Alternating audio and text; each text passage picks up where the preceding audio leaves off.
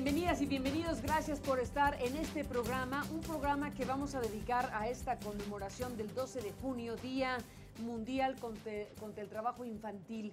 Este día que fue instituido por parte de la Organización Internacional del Trabajo y que, bueno, pues tiene que ver con una manera o la manera para subrayar esta problemática que afecta a niños y niñas en el mundo. La idea es catalizar o fomentar la atención de este movimiento mundial contra el trabajo infantil, que se ve, como dicen los expertos, reflejado en el gran número de ratificaciones de convenios internacionales que han habido en los últimos años sobre las peores formas de trabajo infantil. Por ejemplo, el convenio número 182 o el 138, que fue ratificado sobre la edad mínima de admisión al empleo. Y bueno, pues en todo el mundo hay francas violaciones precisamente a estos convenios ratificados por los gobiernos. Si nos atenemos a las cifras que existen disponibles, se habla de una cifra de 215 millones de niñas y de niños que realizan trabajos que los privan de educación,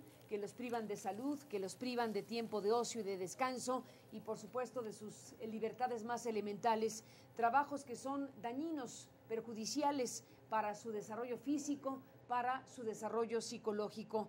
Estamos hablando de que las cifras que son reconocidas a nivel mundial nos hablan de más de la mitad de estas niñas y niños que están expuestos a las peores formas de trabajo infantil, trabajos que están en entornos peligrosos, trabajos que son de riesgo alto para niñas y niñas en el mundo.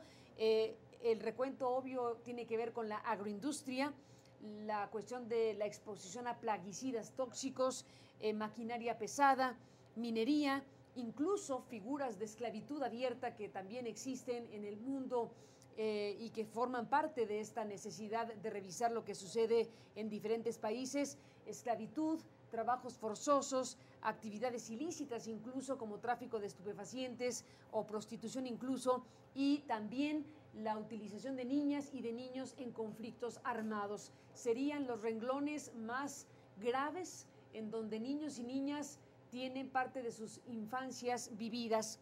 De eso queremos hablar con dos personas que en el caso de México han trabajado mucho en los últimos años acerca del tema, para formar conciencia precisamente de lo que puede suceder en uno de los ámbitos más identificados del trabajo infantil. Ofelia Medina, que es actriz y fundadora de la organización Fideicomiso para la Salud de los Niños Indígenas de México. Ofelia, gracias por estar aquí, bienvenida. Muchas gracias por... Gracias a ti, Ofelia, por estar en nuestro estudio de CNN en la capital de la República Mexicana, y gracias a Patricia Díaz. Patricia es coordinadora del proyecto Huicholes y Plaguicidas, un proyecto que, bueno, pues ha marcado huella en México en los últimos 3 lustros, desde que apareció ya con incluso traducciones importantes en buena parte de las regiones indígenas en la República Mexicana. Gracias, Patricia, por estar aquí en este programa. Bienvenida. Al contrario, Carmen, muchas gracias a ti por invitarnos a tu programa. Gracias, Patricia. Bueno, para focalizar respecto al tema del trabajo infantil, en lo que ustedes han hecho, ¿en dónde andan las cosas, Patricia, desde que inició Huicholes y Plaguicidas, en este tramo, digamos, de 15 años para acá? ¿Qué ha sucedido y qué no ha sucedido en el caso mexicano y este foco respecto al trabajo infantil indígena? Pues mira, desde que sacamos el primer video de Huicholes y Plaguicidas hace ya 18 años, o sea, en el año 94, pues la situación ha venido empeorando porque la población infantil que trabaja en México ha crecido. Actualmente consideramos que entre varias organizaciones que en México trabajan 3.600.000 niños y niñas, y el 70% de ellos lo hace en el sector de la agricultura, que es uno de los trabajos considerados por la Organización Internacional del Trabajo como una de las peores formas de trabajo infantil, por estar expuestos a sustancias tóxicas peligrosas, concretamente los plaguicidas, y también en ámbitos donde se trabaja con maquinaria pesada.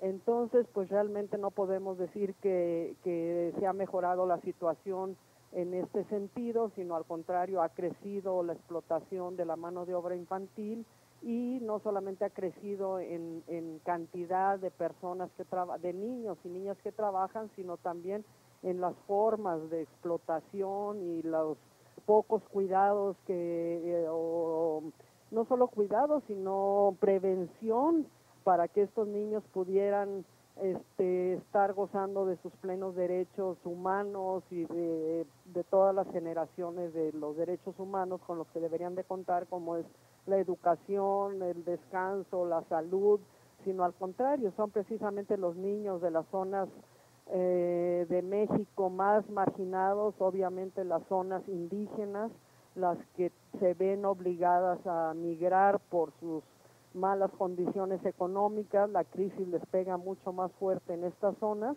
y pues se ven obligados a migrar. Entonces, pues dentro de nuestro trabajo hemos visto que pues esto ha empeorado. Ofelia, en tu calidad de fundadora de esta organización de la que hablamos al principio, Fideicomiso para la Salud de los Niños Indígenas de México, ¿cuál es la radiografía? ¿Dónde estamos parados? 10 años después de que se instaura este día, en donde se pone el foco de atención mundial para decir eso no puede ocurrir, aunque siga ocurriendo. No queremos oír las cifras, se dicen esos 3 millones, pero yo asumo que son muchísimos más. Los niños que en México trabajan, si reconocemos que en México hay 30 millones de personas en la miseria, no en la pobreza, a los cuales todos sus derechos no se les cumplen. A esos niños casi no tienen derecho a la vida, no tienen derecho a la salud, no tienen derecho a la educación. No se cumple su derecho a la educación y su vida es el trabajo. En las comunidades donde nosotros vamos, lo que vemos es eso. Los niños no saben que se puede jugar, no tienen con qué, no hay con qué jugar. Su vida es el trabajo. Hace unos días en la prensa nacional hubo una noticia que me partió el corazón y nos partió el corazón a los que abrimos nuestros oídos. Una niña indígena tepehuana fue asesinada por tomar agua de un pozo. Esa niña estaba trabajando, su trabajo era ir por agua y la asesinaron porque ese pozo era de otra comunidad.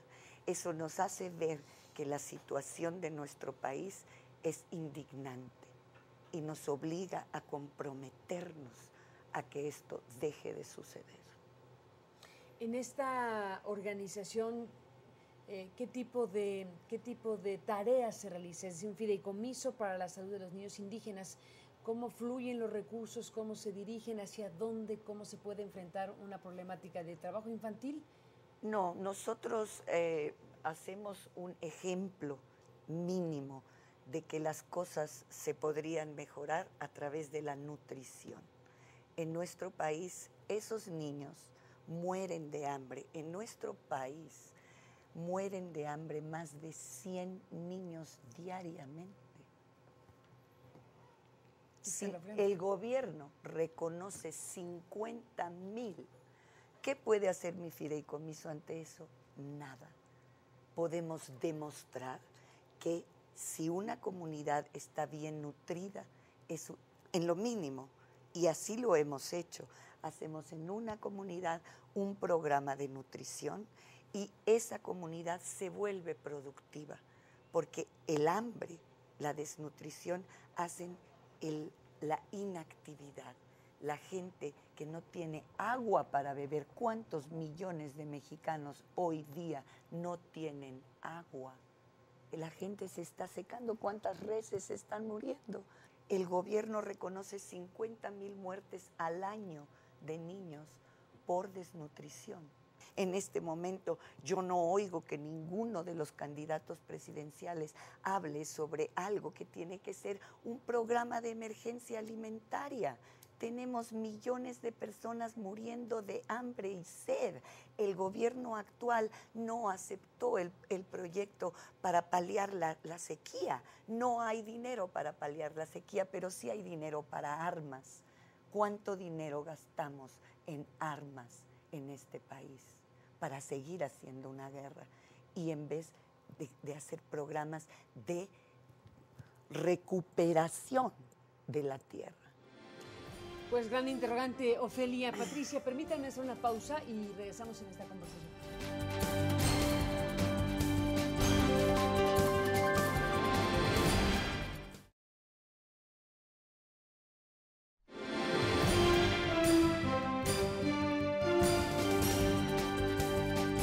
Bueno, regresamos a Ofelia Medina, Patricia Díaz. Después de escuchar a Ofelia, ¿qué nos dices tú sobre este tema del trabajo infantil y lo que aquí acabamos de escuchar en voz de Ofelia? Pues sí, efectivamente, lo que Ofelia les está contando tiene toda la razón. Yo lo que quiero abundar un poquito es que precisamente la desnutrición de la población en general, de los sectores más oprimidos y abandonados, olvidados y que nadie queremos ver de la población mexicana, son los niños y las niñas. En nuestro estudio epidemiológico lo demostramos, que son las niñas las más afectadas por estar expuestas a los plaguicidas, precisamente por tener los peores o los más graves niveles de desnutrición, ya que también en las comunidades indígenas, en las comunidades más desfavorecidas, en donde, como dice Ofelia, no se tiene ni siquiera agua, menos los suficientes alimentos para que una familia esté relativamente más o menos bien alimentada, pues son precisamente las niñas las que quedan al final para comer. Si queda algo de comer, entonces luego se les da a las niñas. Primero es los hombres que trabajan, los niños, después las mujeres y las niñas. Son las más abandonadas y por eso también nuestro trabajo actualmente está tratando de dirigirse específicamente en nuestro trabajo dentro de Huicholes y Plaguicidas, y también en coordinación con el Fideicomiso para la Salud de los Niños Indígenas de México, afilar nuestras tácticas, nuestra estratégica, dirigirla más hacia la atención de mujeres embarazadas, a mujeres amamantando, niños y niñas menores de 5 años y pues dedicarle la mayor parte de nuestro trabajo a estas personas que son las más abandonadas y más desatendidas de nuestra población. Lo que podemos hacer es despertar la conciencia para que todos lo exijamos. Si no es una exigencia colectiva, el gobierno mexicano no va a oír esto. Nosotros sí, en nuestro trabajo apoyamos esto, pero nuestro trabajo es muy focalizado, ¿verdad? Patricia está en algunas comunidades huicholas, nosotros en algunas comunidades de Chiapas, de Guerrero, en fin, pero lo que necesitamos es que esto se vuelva una exigencia nacional, que se cumpla el derecho alimentario, está en la Constitución. Y el trabajo infantil es originado por la falta de cumplimiento de los derechos. Nuestro país gasta más en armas y en promoción que en programas de salud y alimentación. Dices, Ofelia, que lo que se puede hacer a través de un fideicomiso o de un proyecto como Huicholes y Plaguicidas es muy poco en comparación con la problemática, que en buena medida es una forma de demostrar qué ocurre con una comunidad cuando hay un proyecto específico, micro, pero proyecto específico que modestamente pueda transformar la vida de una comunidad. Cuéntanos una experiencia específica de algo que haya sucedido en una comunidad a partir de haber podido, pues, empezar por lo básico, que es comer, que es alimentar. Mira, cuando nosotros llegamos a cualquier comunidad, hace 22 años empecé a trabajar en esto. Llegamos a Yucatán, al centro del estado de Yucatán, donde se escribió el Popol Vuh, y ahí llegamos, y cuando llegamos en un automóvil ahí, nos paramos en el centro del pueblo y parecía vacío, parecía que estaba deshabitado. Y empezaron a salir las personas a asomarse y a decir, ¿qué están haciendo estas mujeres aquí en un automóvil? Nosotros traíamos un intérprete, porque yo no hablo la maya y ellos no hablan el castellano. Entonces nos fuimos acercando y lo primero que nos dijeron, con una lentitud absoluta y una falta de energía total, es: ¿qué hacen aquí? ¿Qué nos vienen a pedir? Hace unos años vinieron a decirnos que si votábamos por el PRI, ¿verdad? Pero es la única vez y después nunca más volvieron a aparecerse. ¿Qué quieren de nosotros? Y nosotros les dijimos, queremos oírlos, queremos ver cómo están, queremos ver si los podemos ayudar en algo. Entonces dijeron, ¿en qué nos pueden ayudar? En lo primero es preguntarles cuál es su situación, cómo están. Y ellos, cuando uno no tiene la suficiente alimentación ni el agua, tu capacidad de pensamiento se reduce, por supuesto. Estás en la necesidad y el dolor. Lo que yo quisiera transmitir es que en este momento en México hay una población por lo menos de 50 millones de personas que les está doliendo algo. Cuando tienes hambre, te duele el estómago, se te hinchan los pies, te duele la cabeza. Así están. Por eso cuando les preguntas qué te pasa, es difícil hasta de decir qué me pasa. No soy capaz de hacer un autoanálisis. Entonces nosotros dimos agua y amaranto, alegrías. Las mujeres comieron las alegrías, los niños estaban llorando. Las mujeres tomaron agua, en su pecho salió algo, los niños tomaron y empezaron a hablar. Y dijimos, ¿qué te falta? Y nos dijeron, 10 cubetas. ¿Para qué? Para ir a buscar el agua al pozo. Entonces, no lo que te falta es agua aquí. A lo único que alcanzo a pensar es que me falta una cubeta, porque ni cubeta tengo para ir a buscar el agua. En esa comunidad empezamos a trabajar de la manera que ellos nos enseñaron. Antes de fundar nuestro fideicomiso, supimos que a las comunidades indígenas hay que trabajar con la comunidad, no con uno por uno.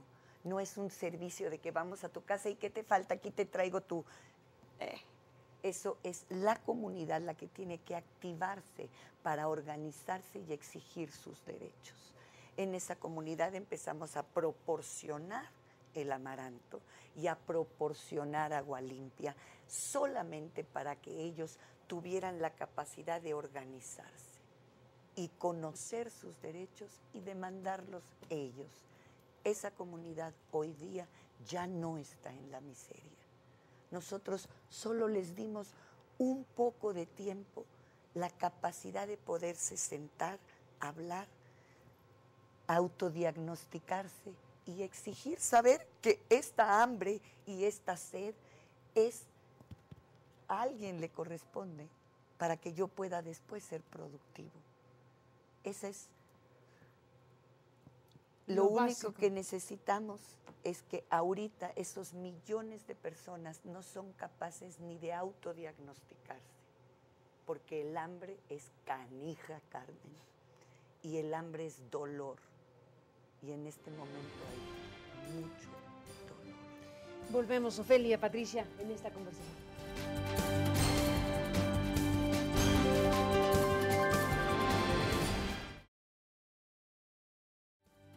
Bueno, regresamos en esta conversación, cerramos esta charla, Ofelia, Patricia, con un último comentario, Patricia, después de escuchar esta narración que hace Ofelia directamente del arranque de la experiencia de esta organización Fideicomiso para la Salud de los Niños Indígenas de México.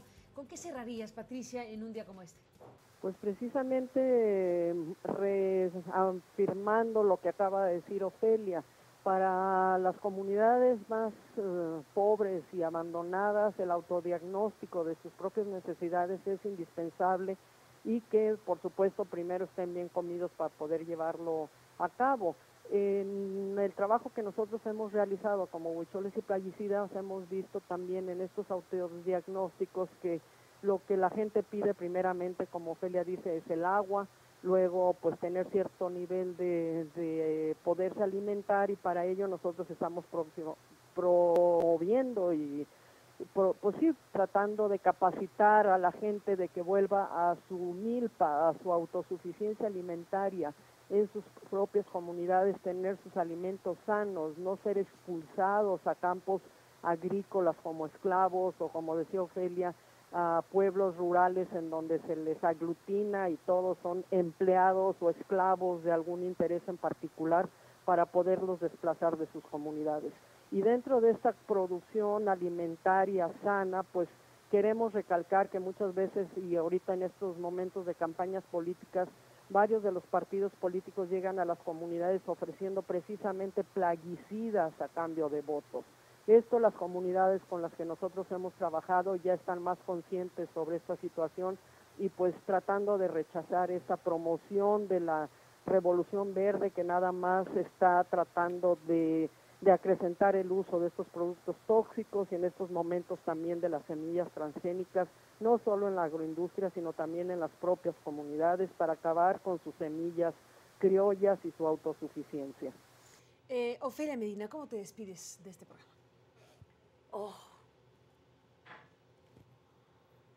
Pidiendo que nos indignemos ante esta situación y que nos comprometamos para que haya un cambio, que es necesario ahora exigir el que la Constitución se cambie, la Constitución sea una Constitución que privilegie los derechos de los pueblos y no el business en el que estamos metidos y que no cambiemos vida otra vez por espejitos, que estamos viviendo una situación que es verdaderamente de emergencia. Nuestro país vive una emergencia alimentaria. ¿Cuándo lo vamos a aceptar? Y cuándo vamos a aceptar que necesitamos hacer programas antes que armas y promociones, necesitamos alimento y vida y agua para nuestro país. Pues Ofelia Medina, Patricia Díaz, gracias a las dos por estar en este programa, gracias por exponer tanto su experiencia como los datos y la información que podamos tener desde México de esta parte de la historia que tiene que ver con niñas y niños indígenas, en donde el universo es amplio. Estamos hablando de niñas y niñas en el mundo que son sometidos a trabajos forzosos, a esclavitud, a trabajos en minería, a actividades ilícitas, a incluso estar vinculados con conflictos armados y bueno, desde luego el tema de la trata, la servidumbre por deudas, la condición de esclavitud en muchos casos y un conjunto de situaciones que el mundo hoy vive con niños y niñas por millones. Estamos hablando de que las cifras oficiales más conservadoras nos hablan de más de 200 millones de niñas y niñas que de una u otra manera están relacionadas con situaciones que no deberían vivir. Les agradezco a las dos que hayan venido a sumarse a la necesidad de conciencia planetaria de un asunto de este tamaño. Gracias, Ofelia, y gracias, Patricia, por estar aquí en este programa. Al contrario, Carmen, muchas gracias. A las dos, Carmen. gracias. Y a usted, que nos permitió acompañarles en este programa, pásenla bien. Hasta luego.